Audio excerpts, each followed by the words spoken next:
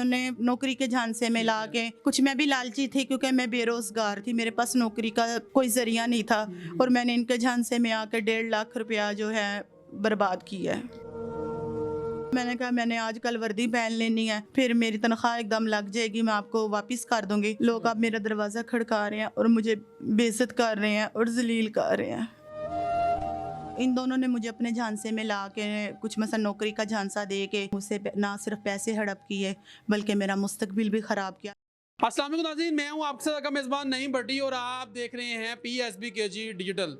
नाज़रीन, इस वक्त आपको मेरे साथ जो खातून नज़र आ रही है, इन्होंने MSc बायो की हुई है और इनको कुछ अफराद ने जो है नौकरी का झांसा देकर इनके साथ फ्रॉड किया है। यानी कि इनको कुछ लोगों ने जो फ्रॉड किया इनके साथ, वो कौन लोग थे? ये पहले किसी जगह पर टीचिंग करती थी, लेकिन वहाँ पर ही कुछ ऐसे लोग, ऐसे नौसरबाज मौजूद थे जिन्होंने इसके साथ जो है फ्रॉड किया है। और सबसे बड़ी जो अफसोसनाक बात यह है कि इस बहन के ना सर पर बाप है, ना ही इसकी वालदा है, यानी कि यतीम भी है और मस्कीन भी है। सारी कहानी इन्हीं की ज़ुबानी जानते हैं कि आखिरकार वो कौन लोग हैं जो कि इनको जिन्होंने ट्रैप किया, और ट्रैप करने के बाद जो है इनको सरकारी नौकरी का झांसा दिया कि हम आपको पंजाब पुलिस में सब इंस्पेक्टर लगवा देंगे, आप हमें इतने पैसे दें। लेकिन पैसे भी हड़प करके ना नौकरी मिली। लेकिन अब ये बहन जो है ज़ारो कतार रो रही है, और जिन जिन लोगों से इन्होंने कर्जा उठाया था वो लोग इनके दरवाजे पर आते हैं, ज़ारो कतार बदतमीज़ी करते हैं।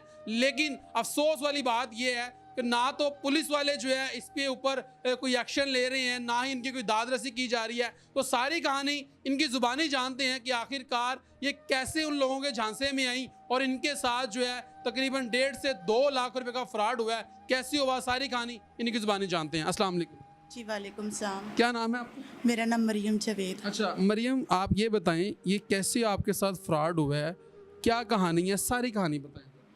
मैं बिल्कुल फ्री थी तो किसी सर ने मुझे कहा कि भंबे में सर हैं कि यहाँ पे ना, आपकी एजुकेशन कितनी? मैंने MSc बायो किया हुआ, 6 साल डॉक्टर डिप्लोमा किया हुआ, 4 साल खाना फ्रांक से फ़ारसी कोर्सेज किए हुए हैं। अच्छा, जी।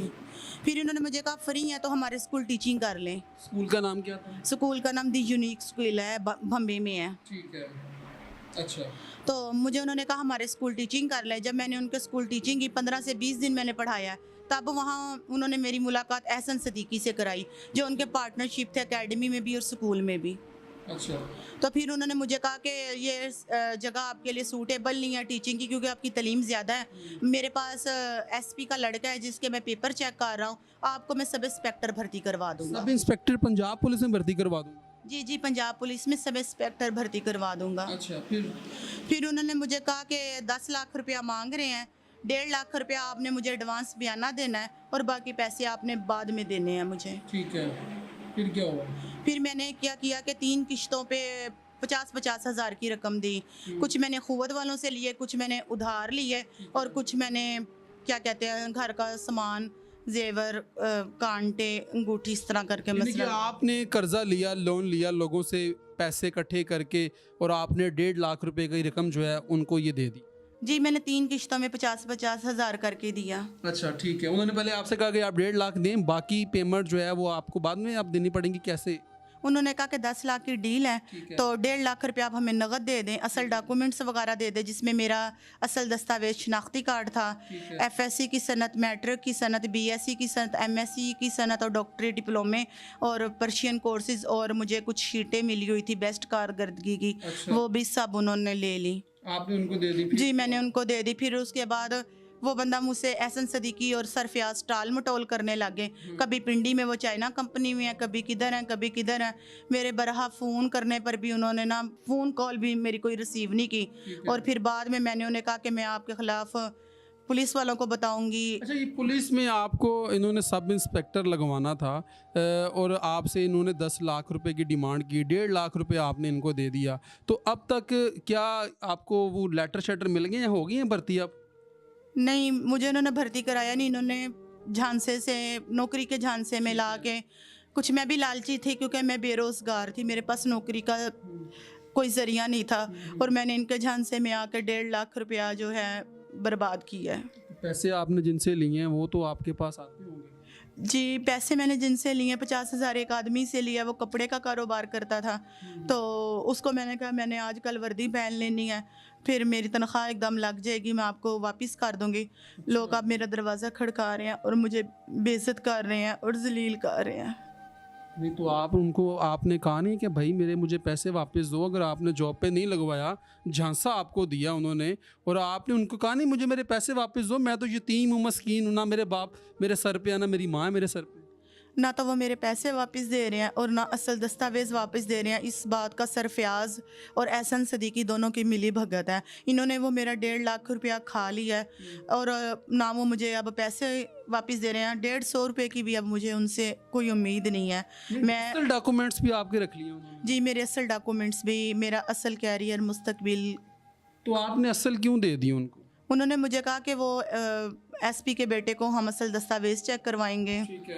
तो फिर वो सिलेक्ट करेगा कि आपने भर्ती होना है या नहीं होना। अच्छा ये दोनों जो शख्स आप बता रही हैं, इम्तियाज़ नाम है और साथ एक सरफयाज और एहसन सदीकी। सरफयाज और एहसन सदीकी, ये दोनों क्या स्कूल टीचर थे या वहाँ पे ये काम जॉब करते थे? बम्बे में सरफयाज के स्कूल में टीचिंग कर रही थी। सरफयाज का अपना ज़ाती 2 स्कूल हैं और एहसन सदीकी के 4 कैंपस हैं न्यू शादबाग में। ठीक हो गया। जी, द साइंस एकेडमी भी एहसन सदीकी की है। इन दोनों का कुछ पार्टनरशिप भी स्कूल में भी हिस्सा है, कुछ एकेडमी में भी है।